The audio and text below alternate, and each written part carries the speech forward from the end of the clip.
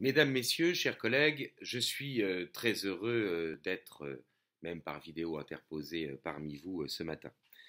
Je dois bien évidemment remercier pour leur confiance les différents organisateurs de ce colloque, aussi bien personnes individuelles que institutions universitaires. Et je vous prie de bien vouloir excuser mon absence. J'espère en tout cas que vous ne serez pas trop déçus par la courte démonstration que je vais maintenant vous proposer. Je suis naturellement très demandeur de vos remarques pour améliorer l'analyse, en particulier pour la publication.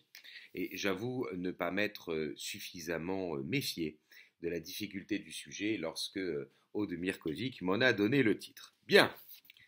L'éclatement de la société française ne semble plus un scénario parmi d'autres pour le futur, mais bien une réalité déjà présente. Les journalistes Gérard Davet et Fabrice Lhomme ont révélé dans le désormais fameux ouvrage Un président ne devrait pas dire ça, que François Hollande, alors président de la République, prenait très au sérieux les risques de partition. Plus récemment, le politologue Jérôme Fourquet, dans son livre L'archipel français, naissance d'une nation multiple et divisée, a décrit une France qui est déjà une société profondément et durablement fragmentée, une société éparpillée, sans ciment unificateur, car n'ayant plus de forts facteurs d'agrégation, le christianisme, le communisme ont pu en leur temps jouer ce rôle, facteurs d'agrégation permettant d'avoir une perspective commune. La crise sociale se double donc d'une crise du lien social. On n'a jamais autant parlé du vivre ensemble que depuis que des communautés vivent côte à côte et peut-être un jour face à face, selon les propres mots de l'ancien ministre de l'Intérieur, Gérard Collomb, en octobre 2018, lorsqu'il quitta la place Beauvau. Si l'institution, la famille, l'école, le métier, etc., c'est ce qui socialise, ce qui enseigne, ce qui donne à la fois une stabilité et un cap, la désinstitution, c'est la dérégulation morale et juridique, la dislocation, voire l'atomisation de l'ordre politique et social, c'est la mise à mal de son unité et de son harmonie. Deux phénomènes illustrent le détachement grandissant vis-à-vis des institutions politiques et sociales tant traditionnelles que positives. Première illustration, l'abstention grandissante lors des élections, la défiance envers les partis politiques, la puissance et la naissance, en tout cas, de mouvements de révolte tels les Gilets jaunes, hors des partis et hors des syndicats, partis et syndicats qui jouent donc de moins en moins le rôle de canalisation de la contestation. Tout cela est au moins en partie dû à la prise de conscience que s'est imposée la post-démocratie, c'est-à-dire que malgré l'apparence des élections et des référendums, nombre de décisions essentielles sont prises par des pouvoirs supranationaux et des firmes anationales. Seconde illustration, malgré l'homogénéisation, la standardisation des comportements, en particulier en matière de consommation, ce qui renforce le déracinement culturel, tant des autochtones que des immigrés non assimilés, le séparatisme s'étend. Ce n'est pas un simple désordre qui règne dans certains quartiers, mais un véritable ordre de substitution qui s'est mis en place, un ordre de type mafieux où règne concomitamment la loi des caïds, l'économie parallèle, et la loi des imams, la charia, un ordre où la présence de tout ce qui représente la France, pas seulement la puissance publique, et donc tout autant les pompiers que les policiers, est considérée comme une agression, une inadmissible incursion dans un territoire qui a été approprié par quelques personnes, qui entraîne toute une population dans une sorte de sécession. Il est donc des territoires perdus, non pas seulement de la République, comme l'a dit le titre d'un ouvrage bien connu désormais, mais des territoires aussi perdus de la France. C'est donc tout autant le peuple en tant que démos, c'était ma première illustration, qu'en tant qu'eknos, c'est la seconde illustration, qui est en passe de voir ses institutions sociales, identité, coutumes, remises en cause. Il faut donc tenter de discerner les mécanismes de désinstitution de l'ordre politique et social, ce sera notre première partie, et ses ressorts idéologiques, ce sera notre deuxième partie. Les mécanismes de désinstitution de l'ordre politique et social. Au premier rang des mécanismes contribuant à la désinstitution de l'ordre politique et social, il y a, bien sûr, le subjectivisme moral et l'indifférentisme culturel. Ceux-ci ont attisé la communautarisation de l'ordre social qui participe à la fois, dans un premier temps, à sa dislocation, ce sera le premier point, et dans un second temps, à une forme particulière de recomposition, et ce sera notre second point. La déstructuration de l'ordre politique et social. Les communautés du communautarisme ne sont pas des corps sociaux naturels. Elles sont construites sur la base d'une singularité, une appartenance ethnique, une pratique sexuelle ou une croyance religieuse, à laquelle la personne, pourtant inscrite dans une pluralité de relations d'altérité, est réduite, et parfois d'ailleurs même forcée de s'y soumettre. L'ordre public est colonisé par des revendications parcellaires, ce qui conduit au rétrécissement de l'espace commun, et je voudrais insister sur cet aspect des choses. L'espace de la liberté d'expression se réduit peu à peu, comme une peau de chagrin, au fur et à mesure que des lobbies arrivent à s'imposer et réussissent, sinon des jurés, du moins de facto, grâce à la matraque intellectuelle de la phobie, à rendre illégitime toute critique de leurs revendications. La discussion de l'acte est assimilée à une stigmatisation de l'être, une édulcoration, une négation de l'humanité, de celui qui exhibe une caractéristique particulière sur la base de laquelle il exige que lui soient reconnus des droits. L'extension de plusieurs périmètres particuliers de victimisation, juxtaposés les uns aux autres, ne peut que réduire l'espace commun. Chaque communautarisme exige de ne pas être offensé, mais sans jamais, il faut bien le dire, se demander s'il n'est pas lui-même, par ses prétentions, un offenseur culpabilisant l'autre. Chacun d'eux s'auto-attribue les qualités de non-violence et de tolérance qui sont par conséquent automatiquement refusées au contradicteur qui, avant même de pouvoir défendre ses propres positions, doit se disculper d'accusations infamantes. Qu'est-ce qui sauve pour l'heure l'ordre public traditionnel? Eh bien, l'incompatibilité des communautarismes entre eux. Que proposent ces communautarismes? Dans un premier temps, une société réduite à une agrégation de particularismes détruisant le corps social d'origine dans lequel ils se sont pourtant développés et duquel ils se sont nourris. Mais chacun d'eux étant intrinsèquement impérialiste, il espère, une fois l'ordre traditionnel détruit, se substituer à lui. Cela nous conduit donc à étudier le deuxième point, la conquête de l'ordre politique et social. La communautarisation contribue à la désinstitution, mais chaque communautarisme vise au moins partiellement, dans son domaine d'intervention, à une réinstitution, bien entendu à son profit. Ce sont ces différentes étapes de conquête de l'ordre politique et social qu'il faut essayer de décrire. Il semble possible d'identifier trois phases: l'émergence, l'expansion et la domination. À chacune de ces phases correspond un discours à destination des amis, organiser le groupe social, incarner le groupe social, dominer au nom du groupe social, un discours, un positionnement vis-à-vis des ennemis, se comporter en victime, se comporter en égal, se comporter en maître, et enfin une revendication faite à la société, droit à l'indifférence, droit à la différence, et enfin droit différent. Alors, j'ai synthétisé cela et explicité même cela dans un tableau, où, outre, je dirais, les différentes phases et les différents types de discours et revendications pour lesquels j'essaye de donner un certain nombre d'exemples. Je me demande s'il ne faudrait pas, parce que ce serait beaucoup trop fastidieux évidemment et beaucoup trop long de vous le lire, je me demande s'il ne faudrait pas que j'en communique le texte à haute. Bien.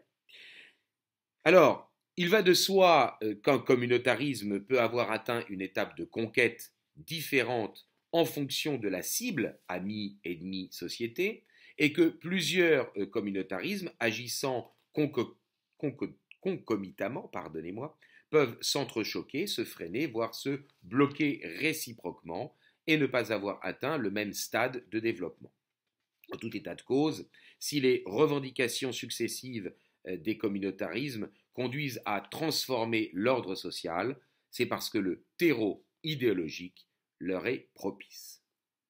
Venons-en donc au deuxième point, à la deuxième partie, les ressorts idéologiques de la désinstitution de l'ordre politique et social.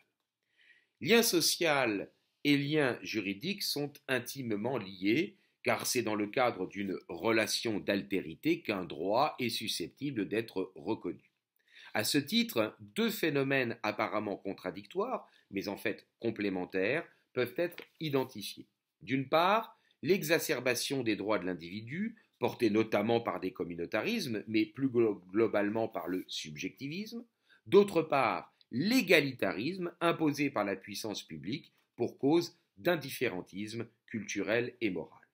Tout cela s'inscrit dans la conception moderne de l'ordre politique et social qui repose sur la théorie de la sociabilité artificielle, celle-ci portant en elle-même l'instabilité des institutions sociales, comme la famille. Ce sera notre premier point.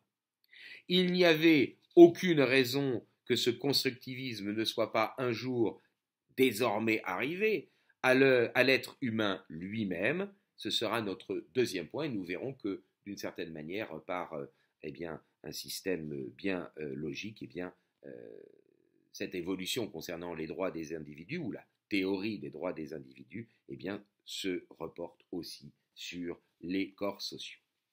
Premier point, la matrice du contractualisme social.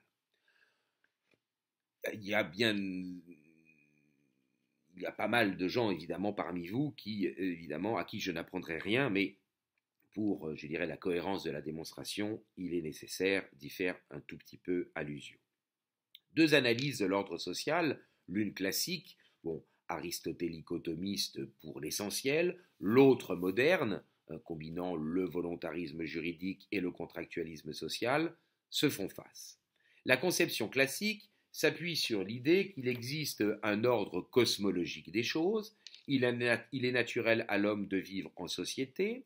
Cette vie s'incarne à travers différents corps, comme la famille, le métier ou la cité. La volonté humaine, bien sûr, sert à actualiser des entités dont les principes sont donnés à l'homme et non décidés par lui. Les corps sociaux ne sont pas la somme d'identités individuelles, mais ont une identité en tant que telle, autrement dit intrinsèque. À l'inverse, la vision moderne considère qu'à l'état de nature, il n'existe que des individus ayant des droits naturels en raison de leur appartenance à l'espèce humaine. Les corps sociaux, familles, nations, ne peuvent être que le résultat d'un artifice. De même, leurs règles de fonctionnement sont produites par les hommes. Leur volonté ne sert donc pas, la volonté des hommes, leur volonté ne sert pas à s'inscrire dans des entités qui existent indépendamment d'elle, la volonté, à se couler dans des institutions qui la dépassent, mais à les créer.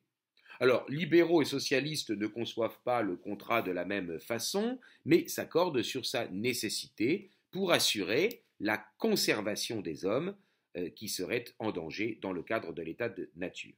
Selon les premiers, donc les libéraux, l'abandon des droits ne devrait être que partiel, l'abandon partiel des droits par les hommes au moment du passage de l'état de nature, qui est en paix fragile, à l'état social, n'est-ce pas, conduit évidemment à ce que l'État a pour fonction de protéger les droits conservés lors de la construction de la société. Les libéraux privilégient donc ainsi l'individu. En revanche, pour les socialistes, les individus abandonnent la totalité de leurs droits naturels, l'état de nature étant une guerre généralisée et permanente, soit dès le début, soit à la fin d'un processus. L'État a de ce fait pour fonction de redistribuer de manière égalitaire des droits civils et politiques. Naturellement, la présentation que je viens de faire est quelque peu schématique, ne m'en veuillez pas. Ces penseurs privilégient donc la société, ces penseurs socialistes privilégient donc la société. Cependant, l'existence de la société, des corps sociaux, des institutions sociales, ont pour ces deux courants de pensée la même origine, le contrat social. Pour les uns comme pour les autres, la volonté ne donne pas une existence à une essence, elle crée les corps sociaux et en détermine les règles de fonctionnement. Les institutions politiques et sociales sont donc par nature intrinsèquement instables, soumises à la fluctuation. L'identité de ces corps sociaux, et donc issue du contractualisme, étant le résultat de la somme des identités particulières, le composant ou les composants, à un moment donné. Si tant est qu'il en ait lui-même une vision parfaitement claire, il semblerait que le contrat social de notre président de la République, le contrat social macronien, tel qu'il se révèle en particulier des discours des Bernardins en avril 2018 et de Mulhouse sur le séparatisme en février 2020, que cette conception s'inscrive dans une logique d'une entente entre communautés pouvant revendiquer leur singularité, mais à la condition qu'elles abdiquent leur ambition à la détention de la vérité. D'une paix finalement entre co-contractants ayant pu, au cours de l'histoire, être tour à tour victimes ou bourreaux. Le règne du pathos, dans le fond, et l'éviction du logos. Subjectivisme moral et indifférentisme culturel pouvant faire bon ménage. Le deuxième point sur lequel il faut que nous nous penchions, c'est l'extension, n'est-ce pas, de l'idée du constructivisme juridique. Qu'il soit dit naturel ou positif, le droit, dans notre pensée moderne, dans notre société contemporaine, le droit est conçu comme un attribut de l'homme. C'est parce qu'il est un être humain qu'il possède des droits, soit parce qu'ils sont tirés de sa nature, soit parce que la puissance politique lui permet de les exercer. Il permet de les exercer parce qu'il est un homme, n'est-ce pas? Parce qu'il a la personnalité juridique. Bon, passons. Mais en tout cas, il faut d'abord qu'il soit un homme.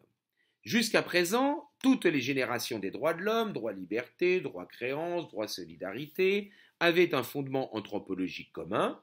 C'est l'homme en tant qu'il appartient à l'espèce humaine qui est susceptible de faire valoir ses droits. Or, l'évolution doctrinale, législative et jurisprudentielle, et évidemment je parle devant des personnes qui sont encore plus compétentes que moi sur ces questions de droit positif en matière de bioéthique, en tout cas l'évolution doctrinale, législative et jurisprudentielle permet de corroborer la naissance d'une nouvelle génération de droits de l'homme, fondée sur une dignité non plus tirée de la nature de tout être humain, mais de la capacité de chacun d'eux à l'usage de sa volonté. Je reprends ici des éléments, je les complète, je les actualise quelque peu, des éléments que j'avais proposés dans un ouvrage en 2016. Certes, certains s'interrogeaient déjà, avant même les évolutions récentes, sur l'extensibilité à l'infini du concept des droits de l'homme. La surenchère de l'idéologie, parfois qualifiée de droit de l'homiste, révèle le caractère éminemment ambigu de sa notion fondatrice, car si les droits de l'homme sont intimement liés au sujet de droit qu'est l'homme, les philosophes annonçant ou commentant les déclarations ne se sont jamais véritablement accordés sur la caractéristique essentielle de la nature humaine de laquelle ils sont supposés être tirés. Son origine, l'origine de l'homme, création divine, fruit du hasard, sa capacité, sa rationalité ou sa volonté, etc. C'est à la faveur de cette imprécision sur le fondement premier de l'anthropologie, sur laquelle sont fondés les droits, et bien qu'une nouvelle génération des droits de l'homme semble en passe de s'imposer et peut-être même de remplacer les précédentes. Ce n'est plus la nature humaine telle qu'elle est qui fonde ces droits, mais ce que chacun décide d'en faire au nom de son être singulier. Ce n'est plus ce qui est commun aux hommes qui identifie l'homme, mais ce qui est propre à chacun.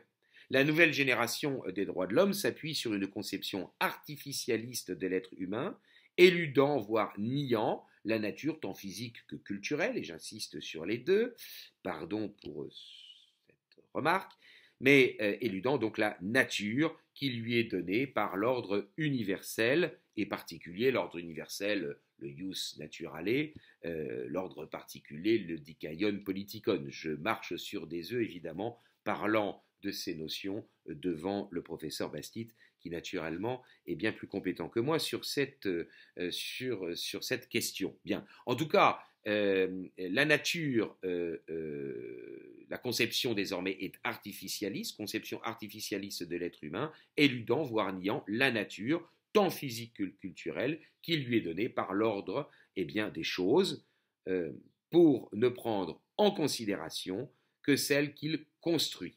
Elle se focalise sur la puissance de la volonté. Si l'autonomie physique ou intellectuelle n'est pas jugée suffisante, l'être n'est pas considéré comme authentiquement humain et les droits attributs de son humanité lui sont refusés.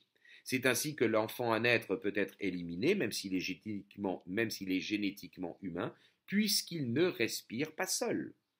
D'ailleurs, n'étant pour rien dans son existence, son absence de volonté se retourne contre lui, malgré sa parfaite innocence. De même, le malade comateux ou la personne lourdement handicapée sont voués à une mort délibérément provoquée à cause de leur dépendance, supposée dégrader leur dignité. En revanche, si l'individu dispose, ou du moins croit jouir de sa volonté et de sa rationalité, il se pense légitime à revendiquer que ces facultés soient appréhendées comme des droits. Ce n'est plus l'ontologie, l'être indépendamment de ses conditions particulières d'existence, l'être porteur d'un devoir-être, qui fait l'homme, mais l'exercice de la liberté, y compris et peut-être surtout lorsqu'elle est transgressive. S'impose l'idée que seul l'homme qui a la force, qui a l'orgueil peut-être, de se déconstruire et de se reconstruire est véritablement digne d'être considéré comme une personne. Dans le fond, l'homme qui se soumet à ses natures et de facto ravalé au rang de bête n'est vraiment humain que celui qui se rebelle contre son humanité naturelle parce qu'elle lui a été imposée. Perfectible, l'homme doit chercher à s'arracher de sa propre nature, telle est la position, vous le savez bien, de l'idéologie post-humaniste, où la volonté de l'individu ne doit pas seulement dominer, mais dépasser et remplacer la nature humaine. Celle-ci ne serait vraiment acceptable qu'à la condition d'être transformée et augmentée. Alors ce petit détour par la philosophie du droit nous permet évidemment de revenir à la question des institutions sociales. Cette position doctrinale sur les droits individuels est naturellement intimement liée à la question de l'ordre politique et des institutions sociales. Cette évolution s'inscrit logiquement dans la continuité du contractualisme social, puisque la société est considérée comme une construction artificielle. Il n'y a pas de raison que l'homme ne puisse pas lui aussi se faire selon l'image qu'il se fait de lui-même. À cela peut s'ajouter la justification des théories évolutionnistes, de même que l'homme est supposé avoir déjà évolué naturellement, il a désormais la capacité technique de se transformer lui-même. L'humanité d'aujourd'hui ne serait donc qu'une étape provisoire dans le processus de l'évolution, ainsi la dignité de l'être humain est-elle en passe d'être entièrement subjectivisée et transformée en un droit à l'autoconstruction. Mais, j'insiste, si nous en sommes arrivés là concernant l'individu, c'est que la pensée moderne repose de manière plus générale sur l'idée que les corps sociaux, les institutions sociales, sont elles-mêmes des constructions. Bon. Le glissement du concept des droits de l'homme à celui des droits fondamentaux a sans doute favorisé leur détachement de la nature de l'être humain. Voilà pourquoi et comment des revendications dites sociétales peuvent à la fois nier le donné de la nature humaine, mariage et procréation entre personnes de même sexe alors que leur conjonction est intrinsèquement stérile, et considérer que ceux à qui sont refusés des droits voient leur humanité bafouée, édulcorée, voire niée. Le droit de chaque être singulier à s'affirmer en dehors de toute contrainte sociale conduit à la négation du droit d'un corps social à perdurer dans ses traditions et à préserver son identité. Et comme vous le voyez, évidemment, là nous retrouvons le thème de l'opposition entre l'identité intrinsèque du corps social et l'identité qui ne serait que le résultat de la somme des parties, puisqu'il est la construction de la volonté, puisqu'il est le résultat de la volonté. Bien. Dans une ambiance intellectuelle de type nominaliste, qui, on le sait bien, fut l'un des fondements du contractualisme social, considérant les êtres collectifs tels la nation comme des abstractions, cela se traduit notamment par l'affirmation d'un droit à la migration, transposition sur le plan social du droit à l'autoconstruction dans le domaine sociétal. L'hypertrophie du moi de l'autre, l'immigré, est ainsi justifiée et dissimulée par des considérations moralisatrices censées s'imposer à son hôte, l'autochtone.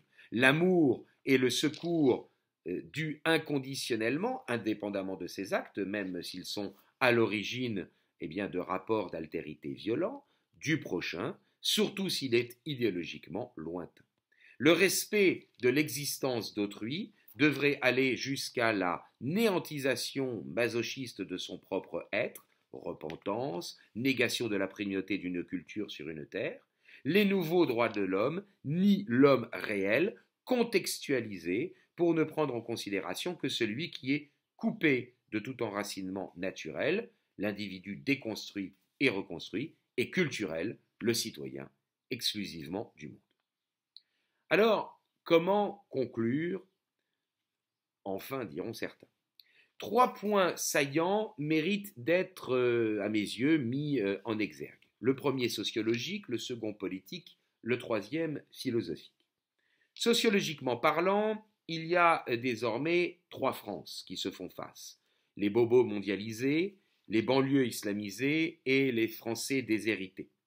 De fait, la France périphérique, identifiée par Christophe Guilluy, pour l'heure encore numériquement majoritaire, se retrouve seule face aux deux autres. Car à côté de l'islamo-gauchisme qui voit dans les populations d'origine immigrée un prolétariat de substitution, il y a aussi un islamo-capitalisme, un capitalisme islamo-compatible qui pense pouvoir profiter du multiculturalisme pour élargir ses marchés. Est-ce l'annonce d'une nouvelle lutte des classes? Je vous rappelle que le concept est d'origine libérale chez François Guizot. Lisez donc Marx, qui remercie Guizot. Bon, passons. Est-ce l'annonce d'une nouvelle lutte des classes opposant ceux qui sont exposés à l'insécurité, tant culturelle qu'économique, à ceux qui soit échappent au risque, soit en profitent? Est-ce l'annonce d'une guerre civile, une guerre qui ne serait civile que dans la mesure où ne s'opposeraient pas des forces militaires conventionnelles, car elles ne seraient pas civiles, dans le sens où s'affronteraient des personnes appartenant culturellement au même corps social. Du point de vue politique, c'est le deuxième point saillant, en instrumentalisant l'argument d'autorité scientifique, la gouvernance s'est quasiment entièrement substituée au gouvernement, en délégitimant la dispute philosophique. Le phénomène n'est pas entièrement nouveau, cela fait au moins une trentaine d'années par le biais des institutions européennes que ce concept de gouvernance se développe. Mais le dernier épisode en date, la crise sanitaire, n'a fait que le renforcer, sidération de l'opinion publique par des injonctions contradictoires, intimidation par l'instrumentalisation de la peur, résignation au nom de la conservation. Avec le couvre-feu et le confinement, et pardon de commenter personnellement ces ubuesques autorisations de sortie de son propre domicile, toute une part des libertés ont été abolies sous prétexte de sécurité, en l'occurrence sanitaire. Avec la vaccination et sa probable quasi-obligation, la sécurité, en l'occurrence l'intégrité physique des personnes, eh bien, sera mise à mal sous prétexte de rétablir un jour peut-être les libertés. C'est toujours la même idéologie moderne du contractualisme social qui est à l'œuvre.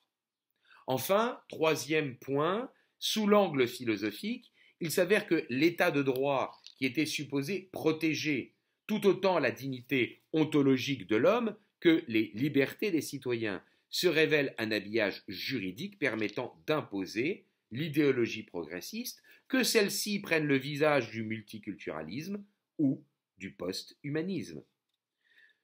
Ce sont donc les principes volontarisme, contractualisme, subjectivisme, qui sont au fondement de l'ordre politique et social contemporain, qui provoquent l'autodestruction de la société et de ses institutions. Il n'y a donc rien à attendre de ces principes. Il faut renouer, me semble-t-il, avec la conception classique de la société, de la justice et du droit. La présentation, défense et illustration de celle-ci, de cette conception classique, incombe à d'autres que moi dans ce colloque. Si l'opinion publique n'adhère plus vraiment à l'idéologie du régime, elle n'est peut-être pas encore totalement consciente de la solution classique alternative, ni tout à fait prête à basculer dans le régimicide, si vous me permettez l'usage de ce néologisme. Mais ce temps viendra peut-être un jour. Je vous remercie de votre patience et de votre attention. À très bientôt. Au revoir.